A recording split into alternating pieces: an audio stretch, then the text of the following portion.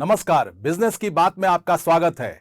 आज हम बात करेंगे कि कैसे ईरान और इजराइल का युद्ध जारी है और दूसरी तरफ दुनिया के 7 ताकतवर देश कनाडा में एक जगह एक मंच पर बैठक कर रहे हैं। हमारे देश के प्रधानमंत्री नरेंद्र मोदी भी उस बैठक में शामिल हैं और उम्मीद की जा रही है कि ईरान और इजराइल का यह जो युद्ध है या जो वार चल रहा है इसको रोकने का प्रयास होगा। पूरी दुनिया की नज़र G7 की मीटिंग पर है, G7 की बैठक पर है, जहां इन बातों पर चर्चा की जाएगी कि क्या यह युद्ध जो है अगर आगे बढ़ता है तो क्या क्या परिणाम हो सकते हैं और इस युद्ध को कैसे रोका जाए। ट्रंप जो है वो पहले ही कह चुके हैं कि ईरान और इजराइल का युद्ध हम जल्द ही रुकवा देंगे। दूसरी तरफ हमारे प्रधानमंत्री ने भी साफ कहा है कि यह समय युद्ध का नहीं है, लड़ाई का नहीं है, यह समय शांति का है। तो प्रधानमंत्री मोदी का भी यह पूरा प्रयास रहेगा कि ईरान और इजराइल का युद्ध जो है वो हर हाल में रुक जाए, ताकि जो एशिया है, पश्चिम एशिया में शांति बहाल हो और इससे जो है हमारा व्यापार जो है प्रभावित नहीं हो सके। चूंकि ईरान एक महत्वपूर्ण जगह पर है और ईरान और इजराइल का युद्ध अगर जारी रहता है तो भारत का व्यापार भी इससे प्रभावित होगा। भारत का व्यापार इसलिए प्रभावित होगा कि ईरान के रास्ते ही भारत का LNG आता है, भारत का पेट्रोलियम पदार्थ आते हैं। तो जो अगर ये ईरान ने धमकी भी दी है कि वो हरमुज और लाल सागर को जो है वो तबाह कर देगा, रोक देगा अगर यह युद्ध जारी रहता है, तो ऐसे में हमारा जो है कॉस्ट काफी बढ़ जाएगा। चूंकि हमारा जो पेट्रोलियम पदार्थ है वो 2/3 से ज्यादा पेट्रोलियम पदार्थ उन्हीं रास्तों से आता है और अगर हम दूसरे रास्ते से अगर अपने पेट्रोलियम पदार्थ और LNG को मंगाते हैं तो उसकी लागत बढ़ जाएगी और जो हमारी महंगाई को बढ़ाएगा। चूंकि सिर्फ हमारे देश में ही नहीं, दुनिया के कई देशों में उसी रास्ते से पेट्रोलियम पदार्थों का आयात होता है। अब अगर वो रास्ता रुक जाता है तो पूरी दुनिया में पेट्रोलियम पदार्थ, कच्चे तेल, पेट्रोल, डीजल, गैस, इन सब चीजों की कीमतें बढ़ जाएंगी और इन सब चीजों की कीमतें बढ़ेंगी तो पूरी दुनिया में महंगाई बढ़ेगी और महंगाई बढ़ेगी तो फिर से दुनिया में जो है एक रिसेशन का चक्र शुरू होगा। तो इन सब वजहों से ईरान और इजराइल का जो युद्ध है उसे रोकना और उसमें शांति करवा लाना और उसमें हस्तक्षेप करना काफी महत्वपूर्ण माना जा रहा है। और दुनिया के जो तमाम जो बड़े देश हैं, जो फ्रांस, इटली, UK, अमेरिका जैसे जो सदस्य देश है भारत G7 के, वो सब के सब इसी बात पर G7 में माथापच्ची करेंगे और बहुत हद तक यह उम्मीद की जा रही है कि G7 की जो बैठक के अंत में जो डॉक्यूमेंट साइन होगा उसमें ईरान और इजराइल को लेकर महत्वपूर्ण बातें सामने आ सकती है।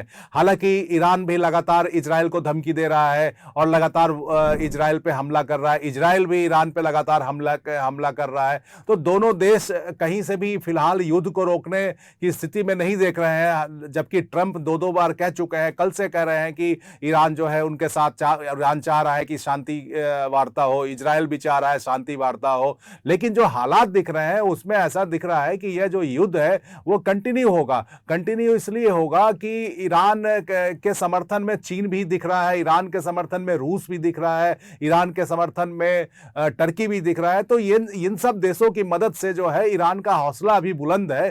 तो वो ईरान जो है वो पीछे झुकने के लिए अभी तैयार फिलहाल नहीं दिख रहा है और रूस और चीन जैसे शक्तिशाली देश से अगर मदद मिल रही हो तो फिर ईरान के जो है वो हौसला बुलंद होना लाजमी है। और दूसरी तरफ टर्की जो है वो भी ईरान के सपोर्ट में खुलकर आ गया है। हालांकि हमारे देश के प्रधानमंत्री जो अभी साइप्रस दौरे पे थे उन्होंने टर्की को एक मैसेज दिया है। टर्की, चूंकि जब हमारा पाकिस्तान के साथ युद्ध हुआ था तो टर्की जो है पाकिस्तान का साथ दिया।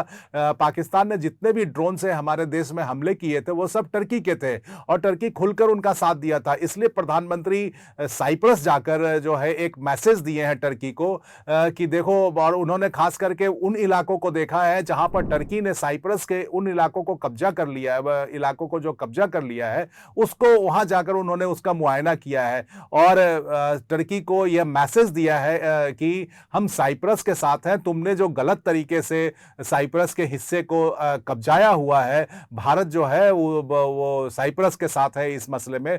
हमारे देश के पूर्व प्रधानमंत्री अटल बिहारी वाजपेयी भी साइप्रस का दौरा किए थे। तो ये एक मैसेजिंग है टर्की के लिए। और टर्की के साथ हम सबको पता है कि पाकिस्तान से युद्ध के बाद हमने अपना टर्की के साथ रिश्ता रास्ता कम कर दिया। हालांकि औपचारिक घोषणा कोई नहीं की गई है, सरकार की तरफ से ऐसा कुछ भी नहीं कहा गया है और ना ही हमने अपना व्यापार बंद किया है, लेकिन जहां भी संभव है जो भी भारतवासी हैं वो टर्की जाने से परहेज कर रहे हैं। टर्की एक खूबसूरत देश है और भारत से काफी पर्यटक वहां हर साल जाते थे। तो इसमें कुल मिलाकर जो है ये टर्की के मैसेजिंग के अलावा प्रधानमंत्री G7 की बैठक में हिस्सा लेने के लिए कनाडा भी पहुंच गए हैं, वहां से वो क्रोएशिया जाएंगे।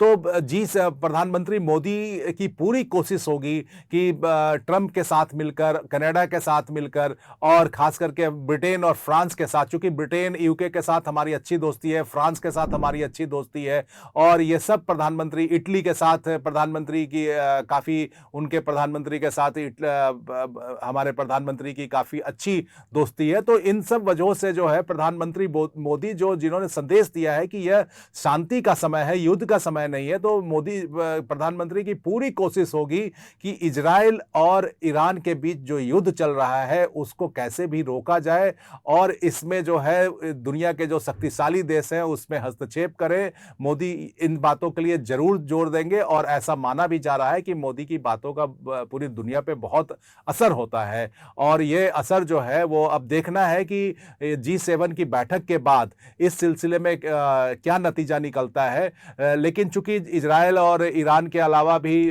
रूस और यूक्रेन भी वहां पहुंचा हुआ है, तो वहां पर यह भी चर्चा चल रही है कि रूस और यूक्रेन के बीच भी युद्ध को समाप्त करने के लिए कोई महत्वपूर्ण घोषणा हो सकती है या एक महत्वपूर्ण किसी समझौते तक पहुंचा जा सकता है जिसे बाद में जिस पर अमल हो सकता है।